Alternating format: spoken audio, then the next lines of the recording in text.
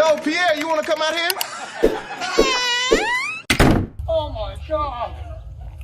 Oh. Where's the son of a... When a woman out for a jog is struck and killed in broad daylight, Arizona deputies scramble to find the truck that fled the scene.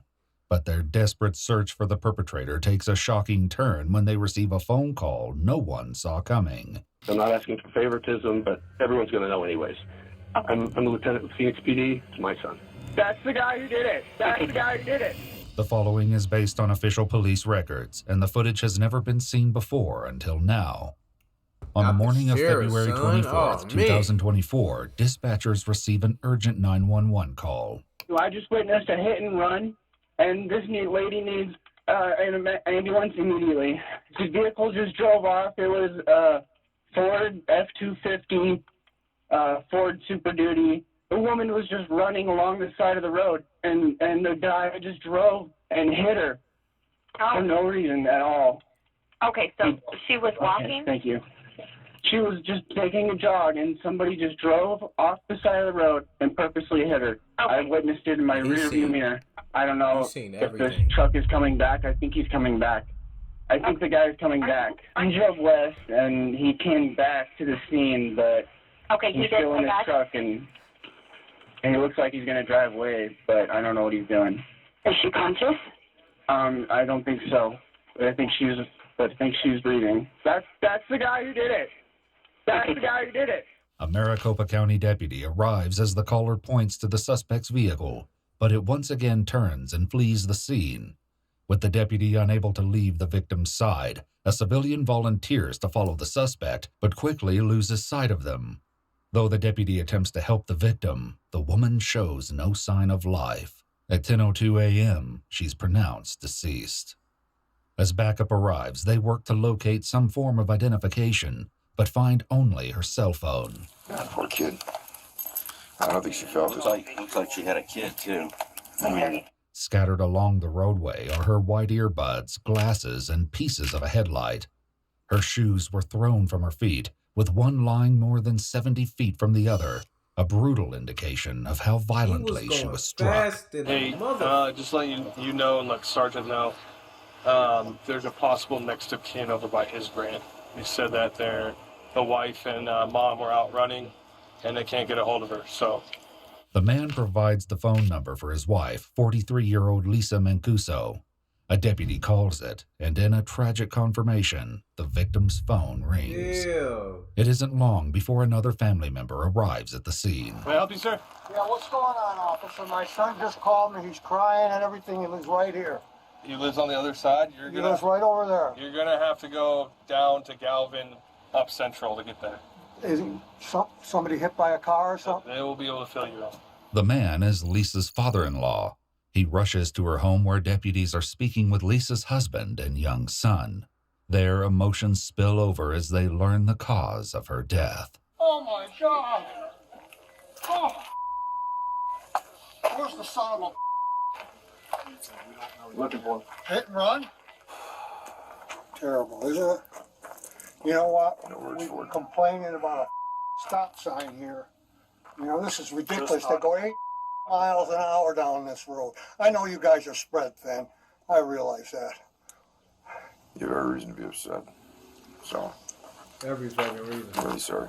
Yeah. Say what you need to say, man. Get it out. No, just what would pass the house. Lisa's husband, Steve. And I'm just trying to figure out, the only question that I have so far is not who did it, but the intention. Was he drunk? Was he trying to bite a piece of his sandwich? Did he drop something? Does he know her and he meant to do it? Because he drove back. So did he drive back because he was like, oh shit, whoop, whoop, is this what I did? Or did he mean to do it? Did he know? Even attempts to pull up their security footage, while friends and family try to comfort the young boy who has just lost his mother. It's all right, buddy. It's all right. Great feeling. How's your chest, dude? It's better, but I'm so... I'm just in utter shock right now. Like, I can't even think of it. Overcome with emotion, Stephen takes his son inside the home for a break, while his father stays outside with deputies. How bad is Lisa looking? Bad? I mean, no, I wouldn't recommend seeing her right now. How's that? That's the best way to put it. Yeah, I understand. Oh, this is gonna Like be they live in a devastating. nice ass house. Oh, yeah. Is that Lisa there? Yeah, sir. I'm sorry to say this, sir. I'm sorry. Oh my God. I'm so sorry. Oh, her poor son. Back at the scene, deputies gather statements from witnesses. I noticed this woman in black, workout clothes, if you will, jogging. Okay. She wasn't anywhere near to begin with. In my own personal opinion, Right. not seeing the details, Right. as far off as she was, Right. and shame on me for saying this, there had to have been intent. The 911 caller who saw the tragedy unfold in his rearview mirror also told dispatchers the incident looked very intentional, but deputies aren't quite certain that's the case. Wow. So originally he said it looked intentional. Okay. But then when I asked him about, did the vehicle like abruptly turn into it? And he said no, it was just a gradual, kind of went over. Like 692 or just distracted or something. Yeah, But probably doing some shit. Maybe, big truck. Yeah. Call it play dumb. Yep. You came back. He came back. If you thought that just hit a box in the road. Yeah. According to witnesses, the truck ultimately made 2 U-turns near the crash site before fleeing the scene for a final time.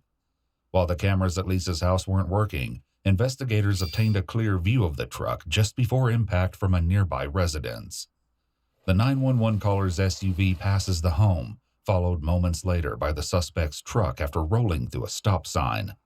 The collision itself happens off camera, but the sound of the impact is fully captured. Despite clear footage of the truck and several witnesses, investigators are only able to get a partial license plate. Once images of the vehicle begin circulating on social media, deputies receive a shocking phone call they never expected. Sheriff's Office, how may I help you? Hi, my name is Ben Moore, and I need to have a deputy dispatched out to me. The person that drove my son's truck last night, drove him home, hit a gal on Cloud Road and Central, and I just found out about it, so I was calling to see if they could come to my house. Is your son there? He's here. Yeah, he's here with me. Yes. And just so you know, I'm a lieutenant with Phoenix. I'm not asking for favoritism, but everyone's going to know anyways. Okay. I'm a lieutenant with Phoenix PD. It's my son. Lieutenant Moore's message is relayed to a Maricopa deputy who reaches out to him urgently for more details. Yes, I started getting phone calls. It's the only reason I even knew. So I went outside, I looked, there was damage on the front of the vehicle. And so I went inside and asked my son. His buddy called me immediately because he had seen the pictures online. Right. And said he was at breakfast. That kid's on the way here right now. Okay. The one that was at breakfast with him this morning. Yes, sir. That friend says that the girl he was on a date with was driving the truck. Where? Get the fuck.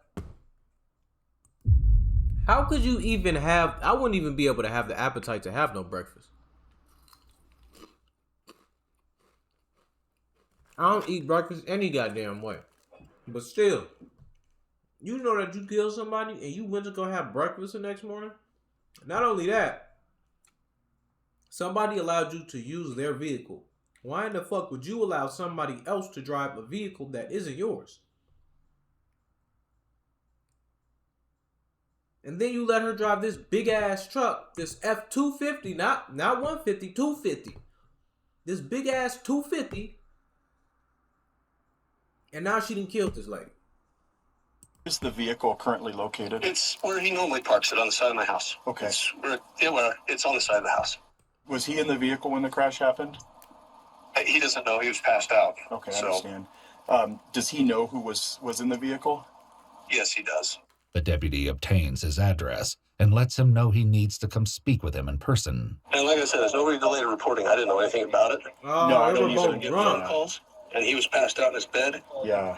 For as long as I can remember. So I don't know the times, but I'm just saying. So nobody was sitting here trying not to call you or anything. No, I am very grateful for you putting the pieces together, sir. Thank you, and thanks for your son for coming forward. It's the right thing to do. Yes, sir. So just so they know he has an attorney, and that's only for protection because this whole thing's weird. Yes. So he's going to cooperate. I'm just waiting for the attorney to call me back.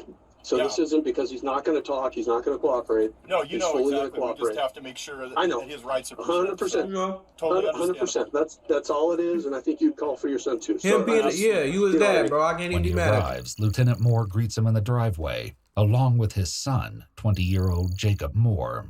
That nigga So we're look going to do the 35. initial, just get here, and then we're just going to kind of lock down until the detectives are done over there. Oh, yeah. And I then- ran our then they'll fatality come squad over. at Phoenix for 4 years. So I've been a lieutenant for Phoenix for a long time. And this is one of the witnesses at the restaurant. Hi. Jackson. Okay. And they went to pick up another witness Okay. that was at the restaurant to bring him here.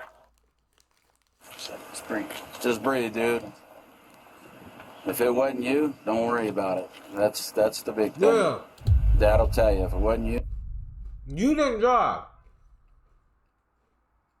You good. As long as you weren't behind the wheel, if you was in the back, passed out, fucked up, and you didn't even know what was going on, there was nothing that you could have done. I get other things are going to happen, but He's a young kid. He's never dealt with this before. So I know. He's just Probably sad got how it's fucked gonna up. affect me. So Probably got fucked up, had his homie drive him home. The homie was fucked up too. Probably had the girl drive, and the girl did what she did. I told him I love you, and I would be here regardless of that. While waiting for detectives to finish surveying the crime scene, Lieutenant Moore leads the deputy to the truck. So it's up here, the damage. Bro, that's a big ass truck. I didn't touch it, so you can see the body fluid. I'm sure that's what that is. So, yeah. But this, I thought it was weird because right back, I was about to weld the back gate, and I came over here and went through the garage to get something. I'm like, why is this truck over here? It's never parked over here, and it's weird. So, strange, but so. Well, unfortunately, crud happens, but. The deputy quickly snaps photos of the truck and the damage to the front left headlight. As another deputy arrives on scene, they learn the female Jacob claims was driving his truck is named Jenica. Do you know, has anyone got a hold of Jenica yet? He tried to call her because I was freaking out, mind you, and I know your camera's on. Hi, hello. I wear one at work too. So, I go, I need her name, and he's like, he was kind of a dazed. I woke him up. He was passed out, and it took him a little bit to know what was going on. He was just tired, and so I woke him up, and he tried to call her, and she didn't answer the phone. And so it's some girl he met that he went on a date with. So I've never even met this girl. I don't know who she is. Do you think it started this morning, or What's that? The date, was it this morning? I have no clue, sir. Okay, no problem.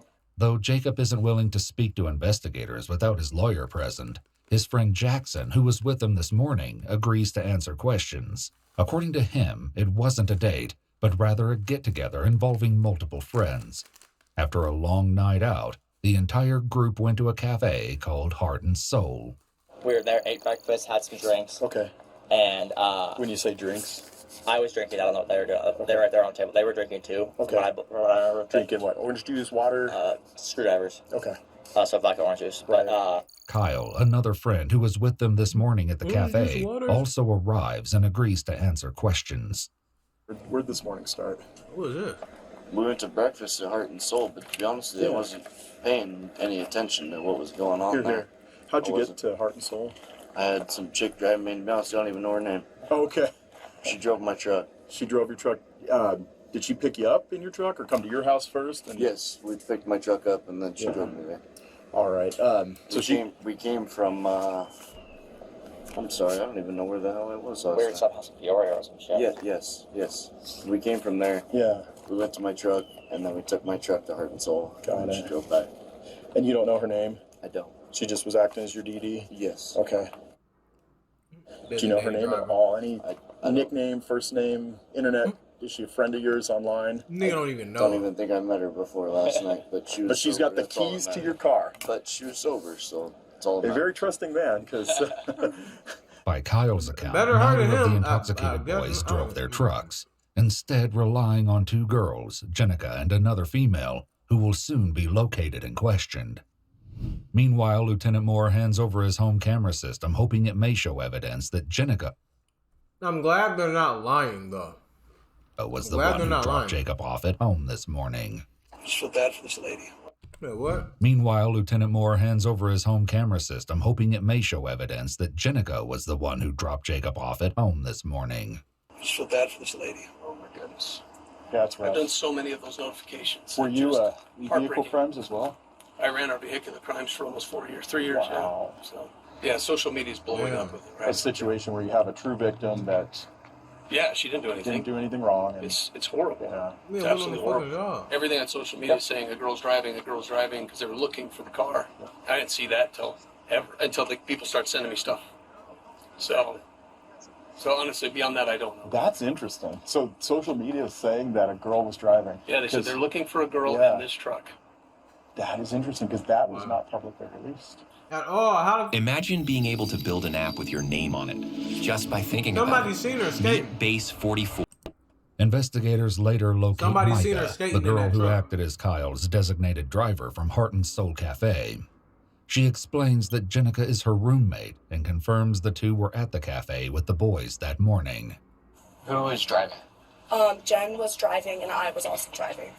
And then... So... Who the... You're driving whose vehicle? I was driving Kyle's. Alright. And Jenica was driving Jacob's. Oh, okay. By her account, Jenica didn't drive Jacob home, but rather to Kyle's house. Let me backtrack a little bit. You guys get to Kyle's. What happens after that?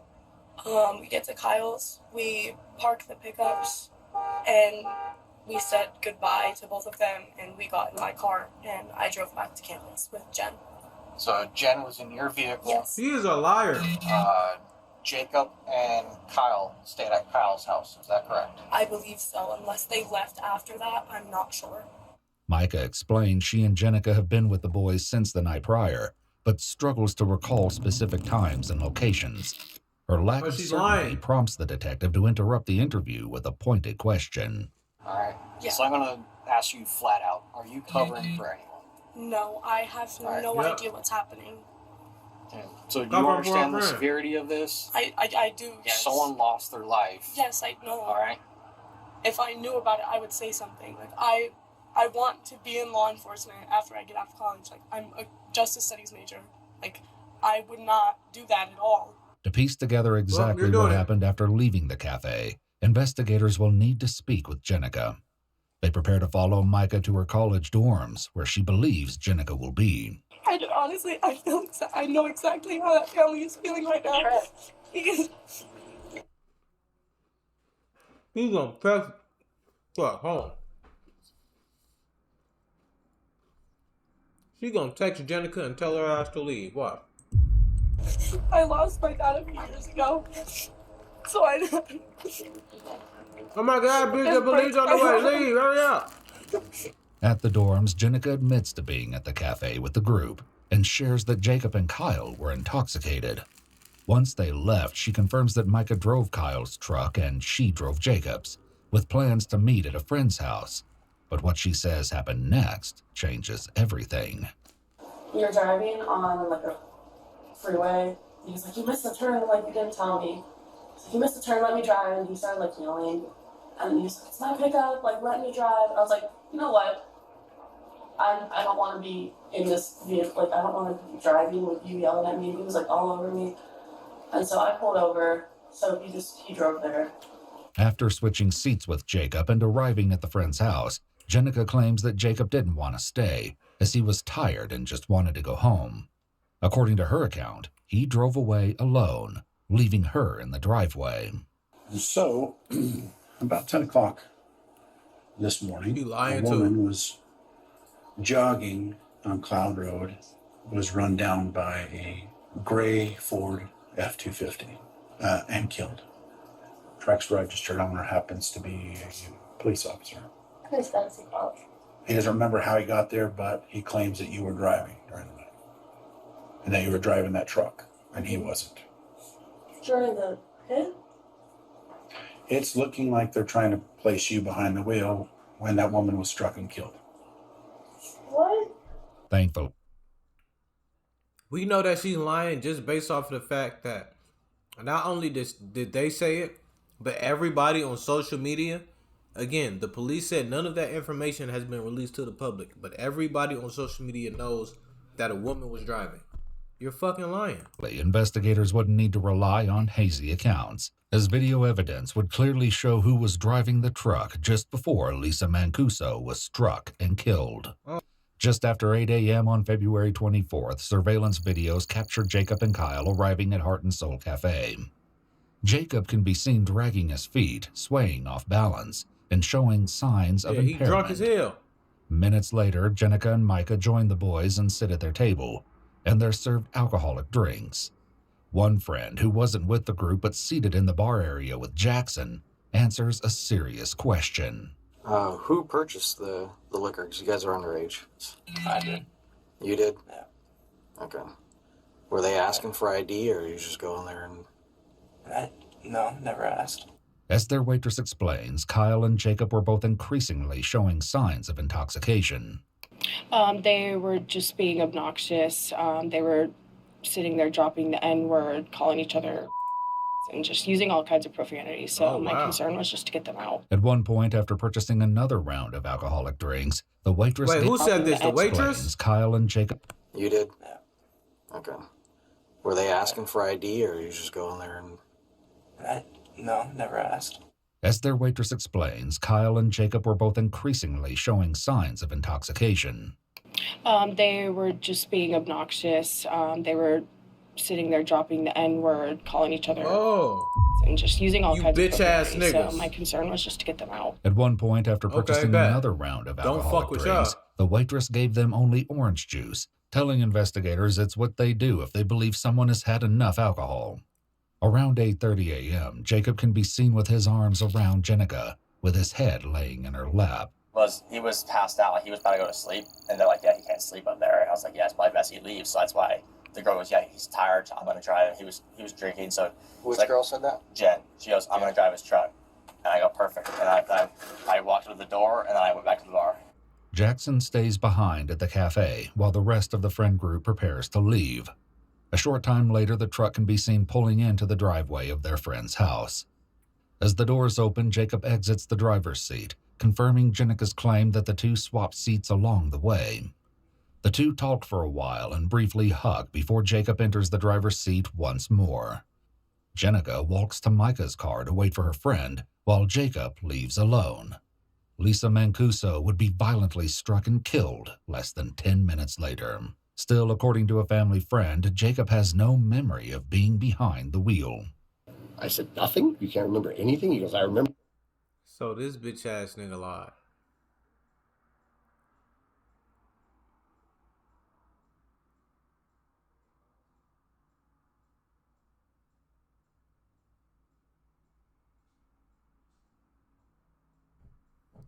Being at breakfast. He goes, and then the next thing he remembered was his dad waking him up. As more video footage is uncovered and additional friends are interviewed, how he don't remember nothing, but he did 2 U-turns. Investigators learned that Jacob began drinking as early as 11 p.m. the night before. After visiting multiple bars throughout the night, he enjoyed additional drinks with his friends at an abandoned racetrack. When you guys are at the abandoned racetrack, and you guys are drinking, about how much did you guys drink between everybody? I think there was like a 12-pack that we had in the truck. So that split between everyone, which is just, what is that, 2.5 beers? Probably 3 beers each. When you guys were drinking at the racetrack, what'd you guys do with all the beer cans? In the back of his truck. You threw it in the back of the truck? Yeah. According to police records, 8 crushed beer cans were found in a dumpster, removed from Jacob's truck prior to the deputies' arrival. They'd been thrown away by Jacob's father, Lieutenant Moore, who openly admitted he did so before knowing the truck was involved in the accident. So, could be protein, the Coors Light, and the Monster. I picked up a whole handful of crap out of the back of his truck and threw it in here. And while Jacob's father was seemingly conflicted over whether Jacob parked the truck in its usual spot, Where he normally parks it, on the side of my house. Well, why is his truck over here? It's never parked over here. It's weird. The camera system his father gave police ultimately showed Jacob arriving at home and exiting the driver's seat himself. In an interview recorded on the day of Lisa's death, a deputy acknowledged Lieutenant Moore's concern that the investigation might appear to show him preferential treatment. In 26 years, there are untold sacrifices you've made.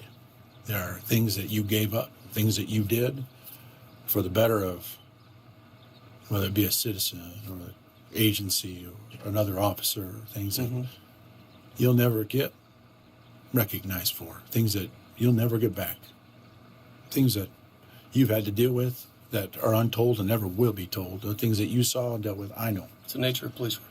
Yeah. And for that to be called into, when something like this happens, because there's automatically that, well, he's protecting his kid, he's doing this, he's doing that, and I want to do everything to circumvent that. Yeah, I'm not protecting anybody. I know. That's why we're having this conversation, because I had a feeling. Not protecting anybody. Though Jacob claimed to have no memory of the incident, he Googled DUI manslaughter on his phone at 2:37 p.m., less than 10 minutes before his father reached out to deputies. He sent a text message to a close friend an hour later, one that seemed to suggest he knew what was coming next. He said, "Hey, I love you, just so you know that." And I said, "What makes you say that?" He said, "I might be going away." At the time the Ford F-250 was seized by police, detectives were unable to prove that Jacob was behind the wheel at the time of the crash and couldn't get a warrant for a sample of Jacob's blood. DNA taken from the broken headlight of the truck would later come back as a match to 43-year-old Lisa Mancuso. After a warrant for his arrest was issued, 20-year-old Jacob Moore, in the company of his lawyer, surrendered voluntarily at the police station. His bond was set at $200,000. In April of 2025, as part of a plea deal, Jacob pleaded guilty to manslaughter and leaving the scene of an accident resulting in death. He was later sentenced in 2025 to serve 4 years in the Arizona Department of Corrections. He was also ordered to pay restitution to Lisa Mancuso's family and will be placed on 3 years of supervised probation following his release. For the 1-year anniversary of her death, Lisa Mancuso's friends and family gathered to honor her memory with a 5K, with runners wearing purple, Lisa's favorite color. If you'd like to see select new videos